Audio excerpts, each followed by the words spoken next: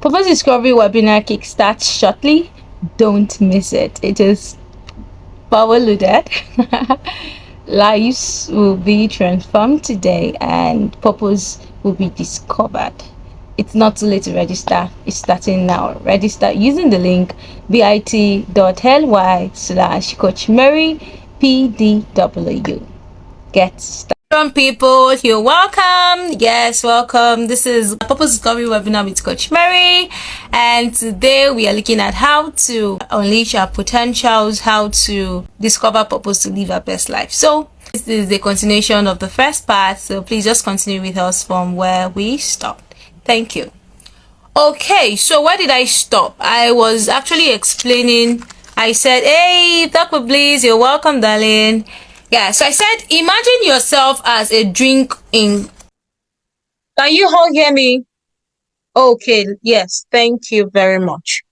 So I was explaining you are the light of the world. So that tells me that the world will continue to be in darkness. Okay, thank you. You can hear me loud and clear. Beautiful. So the world will continue to be in darkness until you and I arise as the lights that we are. That won't permit me to break that scripture down. Like I can actually continue for the next 30 minutes on just that particular verse. So, but because of time, we need to scroll through. But I want to read Message version because I like to read various versions of the scripture so that we'll see it in a different light. Now, I like Message version very well. It says, verse 13 to 16 is what I'll be reading. It says, let me tell you why you are here. This is straight and clear. Please listen attentively. This is speaking about your purpose clearly. What's happening on Instagram? Okay. Sorry. Oh, my video was muted. Okay. It says, just on Instagram, sorry about that. I mistakenly muted my video. I'm reading Matthew chapter 5, verse 13 to 16, Message version. Now it says, salt and light. Let me tell you why you're here. You're here to be salt, seasoning that brings out the God flavors of this earth. If you lose your saltiness, how will people taste godliness? It says you've lost your usefulness and will end up in the garbage. It now says in verse 14 to 18. It says, to 16, sorry. Yes, another way to put it. You're here to be light. You're where? Here. Where is it here? This earth. To be light. Bringing out the God's colors in the world. God is not a secret to be kept. We are going public with this. I love this. As public as a city on a hill. If I make you light bearers, you don't think I'm going to hide you under a bucket, do you? I'm putting you to hide you under a bucket. Sorry, I'm putting you on a light stand. Now that I've put you there on a hilltop, on a light stand, shine! Shine! I love this. It says, keep open house.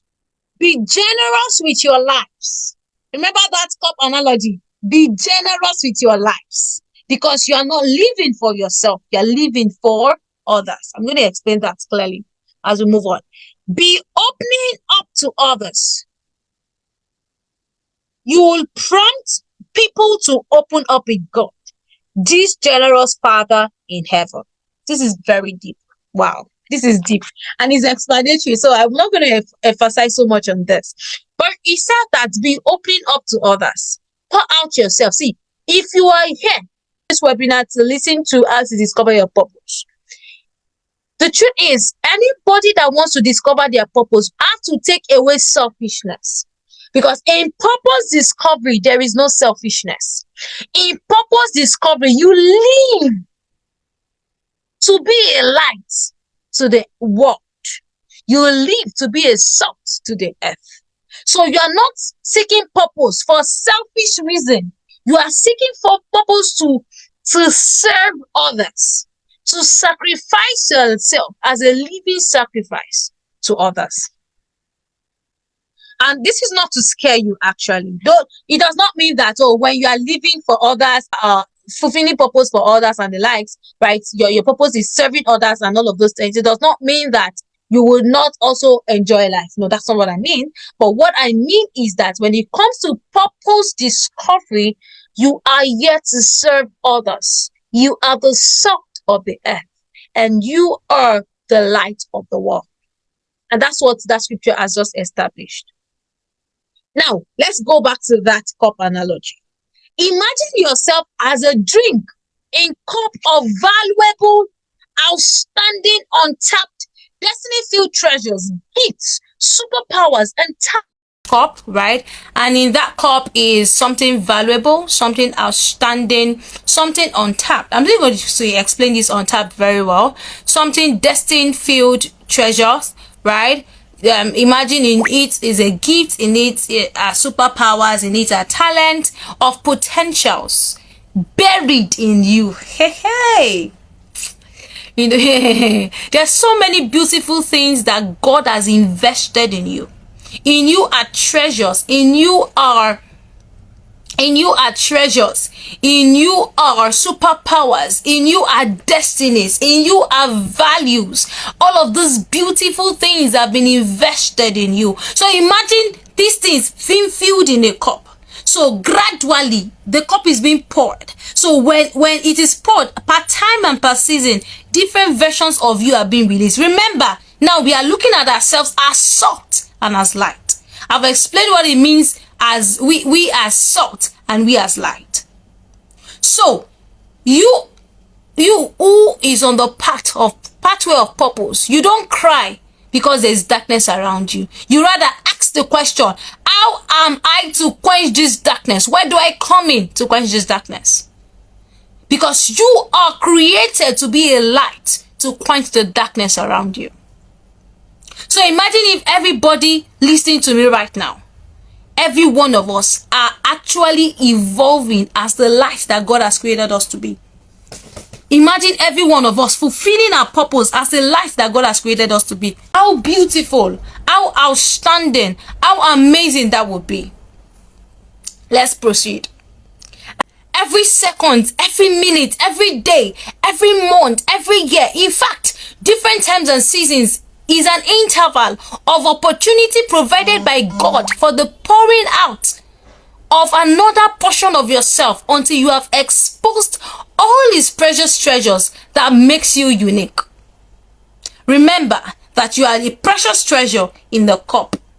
So every second you have is an opportunity for you to unleash. Every minute is an opportunity for you. In a year, you are either writing a book, you are starting a podcast, you are starting a YouTube channel, you are doing that thing, that dream you have. Imagine every day, every month, every week, every year, a new part of you is being unveiled. Imagine how excited your creator will be. Imagine how beautiful life will be as a light and as a salt that we are created to be. This is called maximum living. Until you see yourself as that cup that should be filled with virtues. Virtues that are valuable. Virtues that can be unleashed in bits. Season by season. Per time. Until you see yourself like that, you will not live a life of purpose. You will not live a life of maximum living. You will just be like those that came to this world and they died without leaving a landmark. God forbid that will leave this earth and my name will not be remembered from generation to generation. The likes of Miles Monroe, a lot of persons have died, they have gone, but their names can never be erased in the history of this world. A lot of persons came, some persons even spent few years on earth.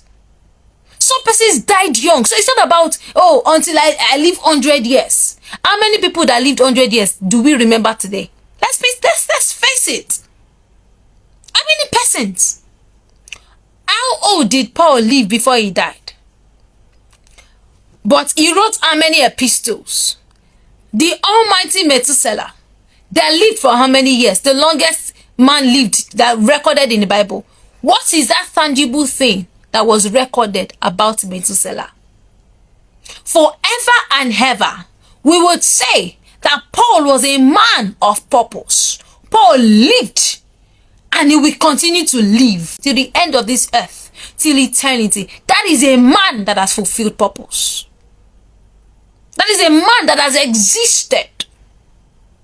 That is a man that came to this earth and shook the earth. That is a man that we can say indeed has lived. So when you leave this earth, what will be said of you?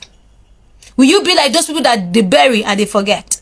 Or will you be that person that even at your demise, even after you have died, someone will pick up your book and cry and convert and give their life to God? Or come out of depression, read your book, and something pours out of them. You continue to live on in their hearts. Just might not be writing a book. Everybody, God has given us different projects. God has given us different assignments. As I said, we are like cups in the hands of God. And in bits, when we are being poured out, what will be poured out of you? Some of you are so empty that when you are being poured out, what comes out of you is hunger. What comes out of you is bitterness. What comes out of you is complaints. Nigeria is not good. This is the you are created to be the light over the darkness around you. But you that is created to be the light, you are complaining that there is darkness.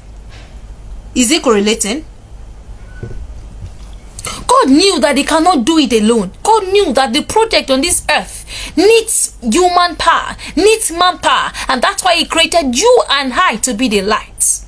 So I'm not here to shine it with you. I'm here to spur you to action. I'm here to steer that thing that has been sleeping in you, to make it arise, to make it awake. Now is the season for you to wake from your slumber. Purpose is a call for awakening. Awake from your slumber. That is why for a purposeful person, success is not just a project, but a journey. We keep pouring ourselves till we maximize our full potentials. Life is a journey and adventure where we explore our God-given potentials daily.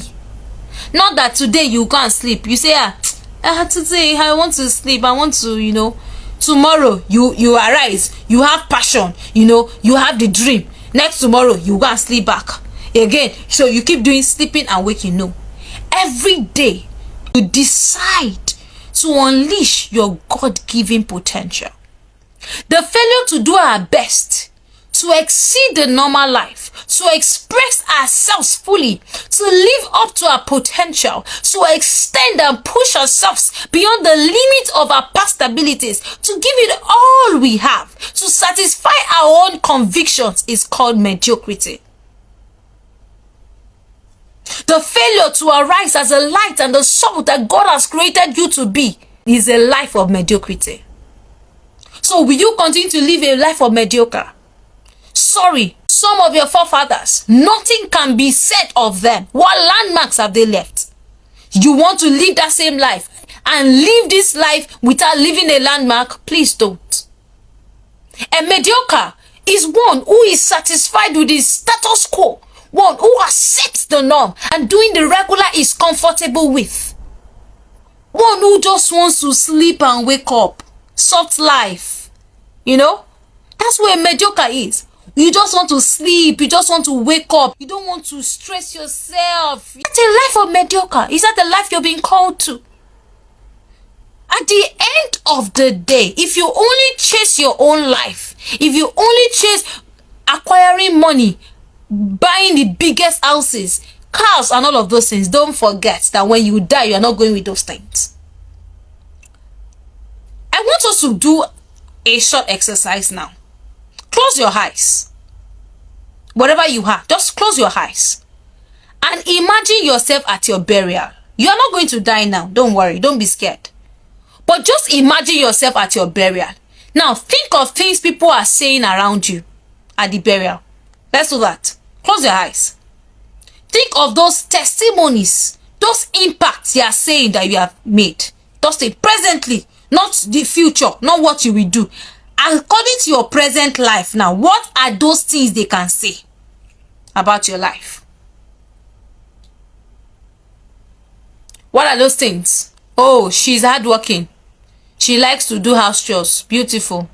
Oh, that guy, he knows how to greet. Oh, fantastic.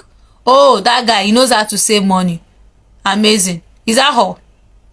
What more can they say about you? Open your eyes now. If as a now, the testimonies you are hearing at your burial, if you die now, if the testimony at your burial are just the mundane things, the normal things, the ordinary things, I'm sorry, you are living a life of mediocre.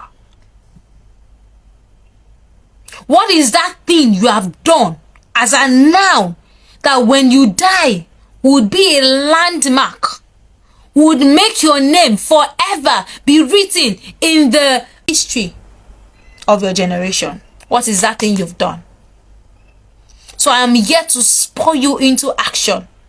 Anything less than maximum is mediocrity. Mediocrity is the mindset of the average, the spirit of the lazy, the stanza, the anthem of the normal, and the heartbeat of the ordinary. I refuse to be ordinary. Tell yourself, I refuse to be ordinary. I refuse to have the mindset of the average. So far I can sleep, eat, send my children to school, I am okay. God forbid. There's more to life than that. That's the spirit of the lazy. For you to just buy car, buy house, there is more to life than all of those things. It is unfortunate that the wealthiest spot is not in the golden monument, nor mines of diamonds, but in the graveyards where potentials were buried. Beneath the soil, that is the wealthiest place on earth. India, in the grave, in the thumb, lies dreams that were never bettered. In the grave lies visions that never came to pass. Lies visions, ideas, books that were never written.